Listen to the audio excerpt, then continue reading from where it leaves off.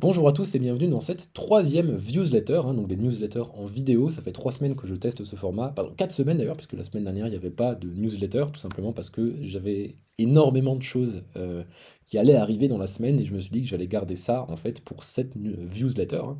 Comme ça m'éviterait de faire une newsletter un petit peu vide et je concentre tout sur cette semaine.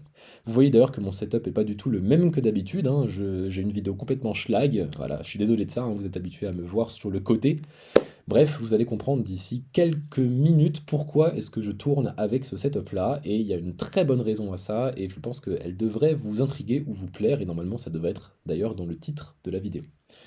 Donc c'est parti, comme toutes les newsletters, je vais commencer cette newsletter avec une citation. J'ai un petit peu galéré à trouver la citation de cette semaine, parce qu'il s'est passé tellement de choses que j'avais pas eu le temps de lire beaucoup. Donc je suis allé piocher dans mes réserves de citations, et il y en a une que je trouve particulièrement intéressante, que je vous avais jamais envoyée, il me semble. Je la retrouve, voilà. Voilà la citation qui est de Mary Shelley et qui dit: «Un homme ne choisit pas le mal, il le confond avec le bien qu'il cherche». Donc je redis, hein, un homme ne choisit pas le mal, il le confond avec le bien qu'il cherche. Et moi, c'est un truc qui est, je pense, central dans ma manière de penser, et je sais qu'il y a plein de gens qui sont pas d'accord avec moi. Le fait que personne se lève le matin en se disant je vais faire le mal.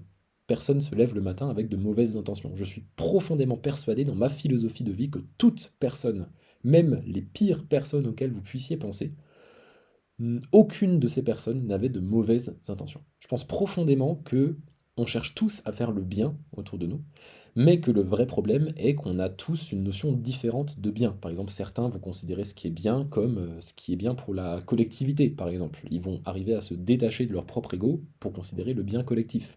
D'autres, au contraire, n'arriveront à considérer le bien que du point de vue de leur propre satisfaction de plaisir égocentrique. Voilà, je pense qu'il y a quelques exceptions, évidemment, je vous entends venir. Je pense qu'il y a vraiment qu'il y a quelques personnes qui ont une espèce de truc au niveau du cerveau qui font qu'elles ont vraiment un attrait pour le mal, vraiment pour la souffrance, pour la torture. Mais même ce genre de personnes, finalement, leur notion du bien, c'est en fait ce qui leur fait plaisir, par exemple sur le plan sexuel ou psychologique. Donc bref, voilà, je m'étends pas trop sur cette citation, je vous laisse vous faire votre propre avis, mais je suis assez d'accord là-dessus que même des gens horribles, finalement, avaient juste une vision biaisée, une vision pervertie de ce qu'est le bien, mais voilà, personne n'a de mauvaises intentions. J'espère que ça vous intéresse comme citation, moi je la trouve intéressante et surtout bien formulée.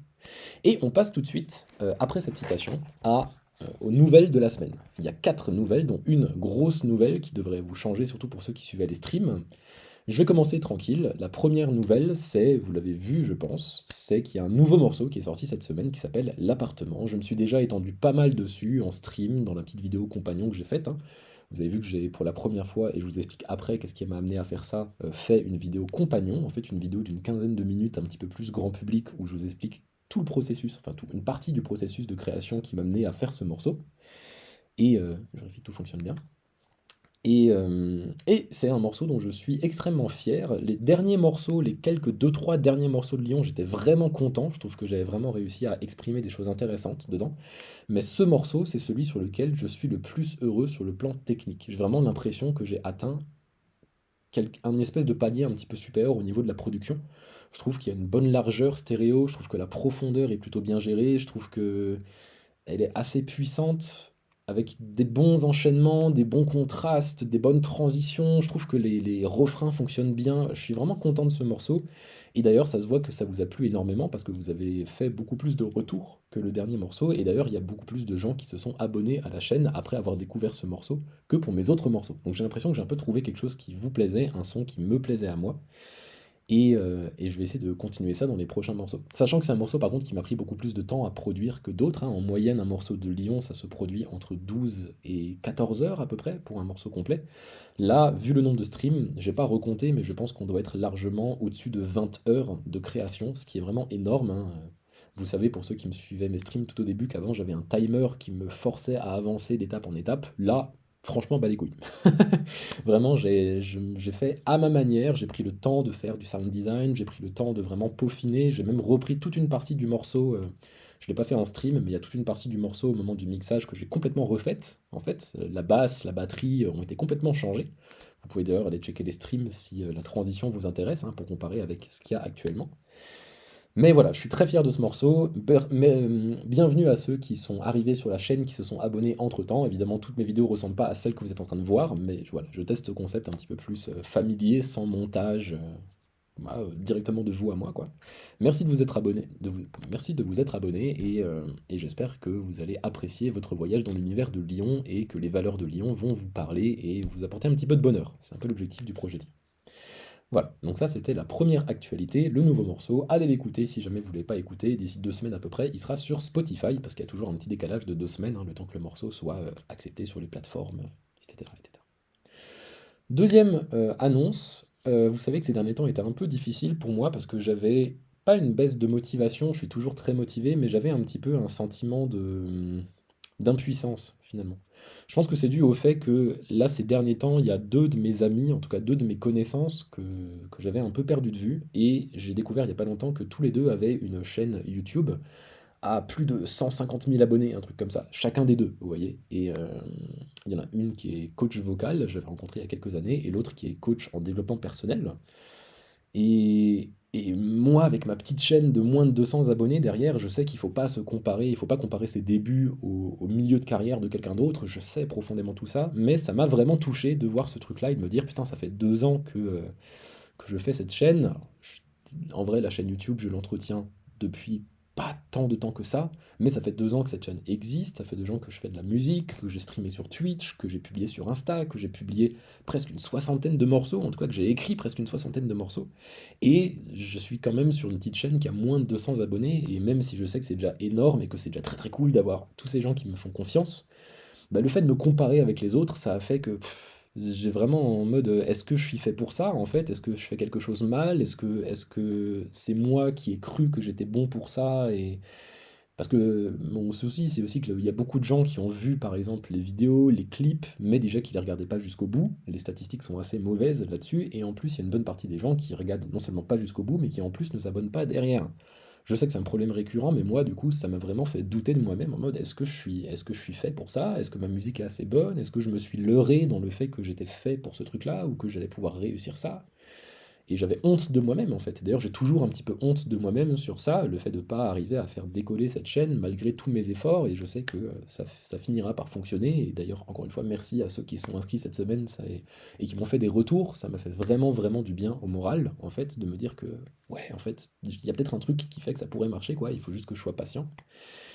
Et là, ça va un petit peu mieux. Et ce que j'ai décidé, du coup, la conséquence de ça, je me suis dit que j'allais me pousser un petit peu dans les prochaines semaines à faire quelques vidéos un petit peu plus grand public. Moi, le projet Lyon, je sais exactement où je veux aller, hein. Ça fait 2 ans que j'ai vraiment la finalité du projet Lyon en tête. Je sais ce que je veux transmettre, je sais le type d'esthétique que j'aimerais, je sais exactement le type de vidéo et d'univers que j'aimerais créer. En fait, c'est vraiment très bien défini dans ma tête. Après, évidemment, il faut arriver à le concrétiser, mais mon but c'était à la base de pas faire des vidéos un peu plus grand public. Je voulais vraiment quelque chose d'un petit peu plus niche, vraiment ces notions d'univers, et je voulais pas faire des vidéos plus grand public, en tout cas pas sous cette forme-là. Mais je vais me pousser durant ces quelques semaines à expérimenter un tout petit peu plus. Voilà. D'ailleurs, un de mes projets que je vais faire, je pense, dans les prochains temps, qui pourrait d'ailleurs vous intéresser et qui même moi m'intéresse par contre, pour le coup, c'est vraiment un projet de vidéo que je trouve cool. J'aimerais faire des streams ou des vidéos dans lesquelles je vais analyser en direct et en partant de zéro des morceaux existants. Je sais que ça existe déjà, mais je vais essayer de le faire un petit peu à ma manière, et surtout, je vais essayer de me focaliser sur soit des morceaux vraiment hyper récents que j'ai jamais entendus, essayer de les analyser sur le point de vue des paroles, sur le point de vue de la production, du mix, etc. Et c'est vraiment de les décortiquer ensemble. Et j'aimerais bien également faire des chansons Disney, parce qu'on m'a toujours dit que mes morceaux ressemblaient à des chansons Disney, en fait, dans leur construction, dans leur ambiance, et je trouvais ça trop cool de pouvoir analyser des chansons Disney, qui pour moi sont des chansons incroyables, en fait, en termes de qualité. Et j'adorais également, ça c'est ma chérie qui me l'a suggéré, et je trouve que ça peut être trop cool, faire des génériques d'animés japonais. J'ai découvert les animés japonais il y a 1 an à peu près, et je suis tombé amoureux de cette culture hein, et de ces productions. Donc j'adorerais faire certains génériques, et je pense que la toute première vidéo que je vais faire de ce type ce sera peut-être sur le générique de Vinland, qui est une série là dont la saison 2 s'est terminée il n'y a pas très longtemps et que je suivais avec ma chérie. Et le générique, il est juste magnifique, et du coup, j'ai peut-être commencé avec ça. Mais si vous avez d'autres idées de ce que je pourrais analyser dans ces streams ou dans ces vidéos, bah, n'hésitez pas à me le dire. Il faudrait que ce soit quelque chose qui soit relativement récent, ou si possible un peu dans les tendances, comme ça me permettra de ramener de nouvelles personnes sur la chaîne et ça pourrait intéresser un petit peu plus de monde. Et si possible un peu dans le style de Lyon. Par exemple, quand vous regardez le top actuel des musiques en France, c'est quasiment 100% de rap. Et moi j'ai rien contre le rap, mais c'est pas mon type de musique, c'est pas ce que je fais, c'est pas ce que j'aime faire et je serai jamais un rappeur. Voilà, moi je fais de la pop française cinématique. euh, et c'est pas du tout mon style. Voilà. Donc je suis pas contre analyser un morceau de rap, mais voilà, si jamais vous faites des propositions, essayez si possible de le faire un peu dans le style de Lyon. Comme les chansons Disney, les chansons d'animé, on est déjà beaucoup plus dans ce thème-là. J'espère que ça vous enjaille, et je sais pas si je le ferai sous forme de stream ou sous forme de vidéo, je ferai peut-être les deux. Mais voilà, c'est dans les cartons, on va dire, pour les prochaines semaines, et j'espère que ça ramènera de nouvelles personnes et que ça me permettra, moi, de progresser sur le plan technique, c'est aussi l'objectif, hein, d'analyser des morceaux pour progresser moi, pour récupérer des informations, et peut-être du coup d'intéresser d'autres personnes à la musique et à la production musicale. Ok, on arrive à la grosse nouvelle qui est pourquoi est-ce que je stream sur ce setup hyper schlag. C'est pour un truc qui va surprendre ceux qui me suivent depuis moins de 6 mois, je vais complètement quitter Linux pour passer sous Mac. Pour tout, à la fois pour la production musicale, pour la production vidéo, pour le codage, etc. Vous savez que je code mes sites, je fais les clips, on fait tout à la main, hein, et la production musicale, ça fait 6 mois donc que j'ai complètement désinstallé Windows de mes deux ordinateurs, hein, j'ai deux ordinateurs, et j'ai installé Linux sur ces deux ordinateurs, et ça fait 6 mois que je produis entièrement toute ma musique, toutes mes vidéos, toutes mes productions sont entièrement faites sous Linux. Et j'ai décidé la semaine dernière, et je vais vous expliquer pourquoi, de passer tout d'un coup, d'un seul coup, à Mac. Je vais tout remplacer par Mac. Pourquoi est-ce que je fais ça? Et d'ailleurs, c'est pour ça que je suis sur ce setup schlag, c'est parce que du coup, là, je tourne sur un MacBook Pro, un MacBook Air, excusez-moi, je tourne sur le MacBook Air parce que je suis en train de refaire tout mon setup, hein. Voilà, peut-être que je vais vous montrer là une petite vidéo de à quoi ressemble le setup actuel, c'est un peu déceptif, mais normalement, je devrais vraiment y gagner au change. Pourquoi est-ce que je passe de Linux à Mac? Je vais pas vous le faire trop longtemps parce que peut-être que je ferai une vidéo dédiée pour vous raconter mon expérience de 6 mois en tant que producteur d'audio sous Linux. La première chose, et la plus importante de toutes, et c'est celle-là que j'ai réalisée, c'est que Linux, c'est un système d'exploitation qui est incroyable. D'ailleurs, c'est pas un système d'exploitation, c'est une famille de systèmes d'exploitation. Il y a plusieurs milliers, je pense, littéralement, peut-être pas, plusieurs centaines au moins de distributions Linux différentes. Il y en a qui sont à la pointe de la technologie, d'autres qui sont un petit peu plus en retrait, certaines qui sont très stables, d'autres qui sont réputées pour être beaucoup plus instables, il y en a qui sont plus dans la personnalisation, il y en a qui sont pour les entreprises, pour les serveurs. C'est ça qui est génial avec le monde de Linux, si vous êtes un tout petit peu intéressé par la technologie, bah les dernières technologies, les vraies dernières technologies, les dernières innovations, elles sont sous Linux. Et j'ai adoré ça, le fait de pouvoir switcher de système d'exploitation. J'ai dû essayer une dizaine de systèmes d'exploitation différents, de tout paramétrer, de tout configurer, faire en sorte de retrouver une partie de mes plugins, essayer de nouveaux plugins et tout ça. C'était trop passionnant, mais en fait c'était limite trop passionnant. C'est-à-dire que Linux, c'est presque un art, une manière de s'exprimer à part entière, en fait.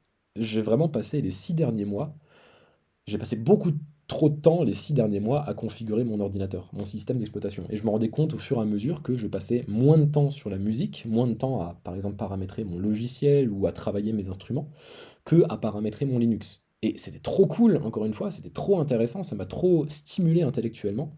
Mais là, je sens que j'ai besoin de me reconcentrer sur la musique. En fait, j'avais deux médias d'expression en même temps. J'avais Linux, qui était presque donc un média d'expression qui me demandait du temps, et j'avais la musique, qui était un média d'expression également important. Et voilà, Linux avait un petit peu pris le pas, à la fois pour corriger des problèmes techniques, mais surtout pour essayer de nouvelles choses. Et voilà, et j'avais vraiment besoin de revenir à un système d'exploitation qui fonctionne, qui n'est pas forcément le meilleur. Je pense sincèrement que Linux est un meilleur système d'exploitation que Mac. Ça me fait mal, de coup, de repasser à Mac, mais Mac est suffisant, on va dire, pour ce que je fais. Et ça me fait du bien, en fait, voilà, de me dire que je vais pouvoir me consacrer plus à la musique et de me forcer vraiment à être que à 100% sur la musique plutôt que de paramétrer mon système d'exploitation. Deuxième raison pour laquelle je vais passer de Linux à Mac, et ça c'est un gros truc qui m'a décidé, j'ai vu une grosse vidéo comparative sur ça, c'est que ça peut paraître choquant, mais le petit MacBook Air sur lequel je suis en train de tourner actuellement, qui est entre guillemets le bas de gamme de Apple, est actuellement plus puissant que ma tour faite sur mesure pour le streaming et la production audio. Alors je sais qu'elle commence un tout petit peu à dater, hein, je l'ai faite il y a quelques années, mais ce petit PC de rien du tout qui fait aucun bruit, qui consomme quasiment rien, est plus puissant, fait tourner mieux mes logiciels de musique notamment, que ma putain de tour, quoi. Et en fait, moi, dans ma tête, et c'était le cas il y a quelques années, Mac et Apple, c'était une entreprise qui vendait très très cher des produits qui tenaient pas la route en termes techniques, en tout cas qui étaient bons techniquement, mais qui n'étaient pas suffisamment bons techniquement pour justifier leur prix. Pour moi, c'était vraiment, c'est pour ça que j'ai quitté Mac, hein, il y a une dizaine d'années. C'est parce que je trouve qu'ils exagéraient en termes de qualité. Et tout le monde disait ça, finalement. Tous ceux qui s'intéressaient à ça disaient que Mac, c'est bien, mais c'est trop cher pour ce que c'est. Et en fait, depuis qu'ils ont créé les puces M1 et M2, il y a eu des comparatifs qui ont montré que le boost de performance a été vraiment immense et que les prix n'ont pas tant augmenté que ça. Ce qui fait qu'aujourd'hui, il semblerait, et ça me fait un peu mal de le dire, parce que c'était pas le cas il y a quelques années, et c'est pour ça que j'ai quitté Mac, mais qu'aujourd'hui, Apple soit un très bon rapport qualité-prix en termes de performance par rapport à ce que ça coûte, quoi. Et ça a changé, et je suis heureux qu'ils aient changé, et du coup, bah, maintenant, c'est un choix qui est un petit peu plus intéressant, et donc je vais revenir sous Mac. Mon objectif, ce serait de vendre mes deux ordinateurs, hein, parce que j'ai donc l'ordinateur que j'avais dans cette pièce, et mon ordinateur beaucoup plus puissant qui est dans la pièce d'à côté, qui me servait au montage vidéo, qui est vraiment une bête de puissance. Je vais vendre les deux ordinateurs, c'est ce que je suis en train de faire, sur le Bon Coin, ainsi que d'autres pièces de matériel, et je vais essayer de m'acheter un Mac Studio, qui est donc une version de Mac puissante qui est dédiée précisément aux créateurs de contenu et aux créateurs de musique, notamment comme ce que je fais moi, finalement. Voilà. Donc c'est 2 300 € et normalement, avec mes deux ordinateurs combinés, je devrais atteindre à peu près les 2 800 € si j'arrive à les vendre le prix que j'aimerais. D'où le fait qu'actuellement, ben, ma pièce est remplie juste de matériel qui attend d'être vendu et ma tour est déjà prête à être vendue, donc je tourne actuellement sur le MacBook Air. Voilà. Et la troisième raison, c'est parce que le fait de passer de Windows à Linux, il y a 6 mois, la quasi-intégralité des plugins que j'avais achetés, ben, j'avais plus accès en fait. Parce que la quasi-totalité des plugins audio, je parle des plugins audio, hein, ce qui me sert à créer du son, à modifier le son dans mes logiciels, j'avais, je pense, plusieurs milliers d'euros de plugins et quasiment aucun ne fonctionnait sous Linux. Et c'était génial parce que du coup, ça me forçait à découvrir des alternatives. Mon but en passant à Linux, c'était aussi de me forcer à être plus créatif, à trouver des solutions créatives à ce problème. Et ça m'a permis de découvrir des plugins incroyables dont je n'avais même pas connaissance, dont personne n'a connaissance, mais qui étaient vraiment superbes en fait, soit gratuits, soit vraiment pas chers, et qui étaient des alternatives. Et c'est tout un monde que j'ai découvert. Mais du coup, ça me fait du bien et ça me réenjaille un tout petit peu sur la musique de revenir sur une plateforme où j'ai de nouveau accès aux plusieurs milliers d'euros de plugins que j'avais investis avant de passer sous Linux. Notamment sous Linux, il y a de très bons effets, des reverbs, des équalisations, etc. Je pourrais, sous Linux, on a pléthore de ces plugins. Mais là où Linux est encore un tout petit peu en retrait, c'est au niveau des instruments virtuels. Tous les plugins qui permettent de créer des sons de basse, de batterie, notamment les sons orchestraux. C'était vraiment galère de trouver des sons orchestraux. Et là, ça me réenjaille du coup de pouvoir vraiment avoir accès à tous mes sons orchestraux. J'avais toutes les librairies Spitfire, Native Instruments, etc. Et je vais vraiment pouvoir les récupérer et les utiliser, tout simplement. Donc voilà, ça me réenjaille et ça me redonne un coup de boost finalement pour la production musicale. Et tout ce que j'ai appris sur Linux, plus tous les sons auxquels maintenant j'ai accès, je pense que ça va donner de la musique vraiment très intéressante dans les prochains temps. Voilà. Dernière raison pour laquelle je passe sous Mac, c'est tout simplement que l'année prochaine, dans mon école de chant, on me force à utiliser Mac. Je n'ai pas d'autre choix, parce que le professeur de production musicale nous impose d'utiliser Logic Pro, ce qui me casse un peu les couilles, je l'avoue, parce que moi, ça fait des années que j'utilise Reaper et je connais Reaper comme ma poche. Et je pense sincèrement que Reaper est beaucoup plus puissant que Logic Pro, pour avoir essayé les deux. Mais voilà, je me dis, quitte à passer sous Mac pour l'école l'année prochaine, autant y aller à fond et me mettre sous un écosystème Mac pour tester ce que ça donne. Voilà, je le vois vraiment comme un test. Donc c'est un gros changement et j'espère que ça va bien se passer et ça vous surprendra et ça me fait mal parce que quand tu viens du monde de Linux et que tu es habitué à l'éthique de Linux, c'est-à-dire des milliers de personnes qui donnent de leur temps libre, de leurs connaissances pour juste essayer de créer le meilleur système d'exploitation possible, les meilleurs outils possibles, gratuitement, open source pour la communauté, donner tout d'un coup mon argent et beaucoup d'argent à une société qui, elle, a pour seul et unique but de vendre des ordinateurs, de vendre des produits, et qui prend beaucoup plus que ce qu'elle donne à sa communauté, ça me fait vraiment mal. Je déteste l'éthique de Mac. Donc c'est le truc vraiment qui m'embête éthiquement parlant, le fait de revenir sous Mac. Mais j'essaie de me dire que ce que je vais faire, c'est que pour compenser un petit peu l'argent que je donne à Mac, je vais essayer de me forcer à dépenser mon argent au niveau des plugins et de ne donner mon argent qu'à des sociétés qui sont soit éthiques à partir de maintenant, soit qui au moins développent leurs plugins pour Windows, pour Mac et pour Linux. Voilà. Je vais essayer de me forcer à ça et de mieux choisir mes plugins et les sociétés à qui je donne mon argent. Comme ça compensera mon passage sous Mac. Voilà. Je ne sais pas si ça vous intéressait ou pas. De toute façon, sinon, vous pouvez à chaque fois passer au chapitre suivant. Hein. J'essaie de chapitrer chacune de ces newsletters. Comme ça, si celui qui vous intéresse pas, vous n'êtes pas obligé de vous le taper. Hein. Mais voilà, ça clôt ce truc-là. Et pourquoi est-ce que je peux me permettre de faire ça? C'est la dernière nouvelle, la nouvelle numéro 4. C'est tout simplement que je l'avais déjà annoncé, mais il y a quelques années, mon école de naturopathie, chez qui je donne des cours actuellement, m'avait embauché pour leur créer une nouvelle plateforme de e-learning. Ils m'avaient payé très cher d'ailleurs, c'est ce qui m'avait permis d'acheter l'ordinateur, c'est ce qui m'avait permis de faire des investissements pour Lyon, pour mon projet, quoi. Et j'ai déjà fait une partie de la plateforme, qui est déjà en ligne, mais il y avait toute une partie que je leur avais promis et que j'ai pas encore eu le temps de coder. Donc, là, dans les prochaines semaines, je m'étais dit que dès que j'ai fini le morceau actuel, qui est donc l'appartement, dès que j'ai terminé l'appartement, je m'enferme pendant 2 3 semaines et je termine cette plateforme. Je ne veux pas partir l'année prochaine dans ma nouvelle école en ayant toujours des trucs, des casseroles, on va dire. Je ne veux pas repartir en ayant ce projet pas terminé. Donc là, dans les prochaines semaines, il n'y aura pas de stream, il n'y aura quasiment rien, il y aura des newsletters, je pense, peut-être un ou deux streams de temps en temps. Mais mon but, c'est un, de terminer le codage de cette plateforme, une bonne fois pour toutes. Et deux, du coup, de vendre mes ordinateurs, mon matériel. Je vends des panneaux acoustiques, je vends mon ancien bureau. Voilà, si vous êtes intéressé par l'ordinateur, d'ailleurs, je vous mettrai peut-être le lien dans la description. Mais voilà, c'est de vendre ces trucs, créer mon nouveau setup, et pendant ce temps-là, coder la plateforme. Ça me fait... Alors, c'est pas des vacances, c'est absolument pas des vacances, au contraire, je vais vraiment avoir la tête farcie là. Mais je pense que c'est la bonne période du coup pour changer mon setup en parallèle. Ouais, donc tout se goupille plutôt bien, et normalement je devrais même pas perdre d'argent dans ce truc-là, parce que normalement le prix de mes ordinateurs devrait me permettre de remplacer mon setup. Je sais pas pourquoi je vous parle de ça, mais je suis un peu content. Bref, c'était une newsletter un petit peu longue, je suis désolé de ça.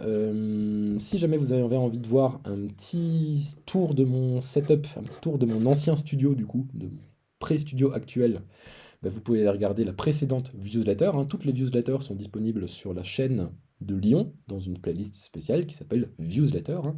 Il y en a certaines que je mets en public, d'autres que je mets en non répertorié et que j'envoie par la newsletter. Si vous avez envie de recevoir d'ailleurs cette newsletter ou la newsletter de manière générale dans votre boîte mail, vous pouvez aller dans le lien dans la description et aller vous inscrire sur le site lyon-artiste.fr. Il y a une petite boîte de dialogue pour vous inscrire à la newsletter.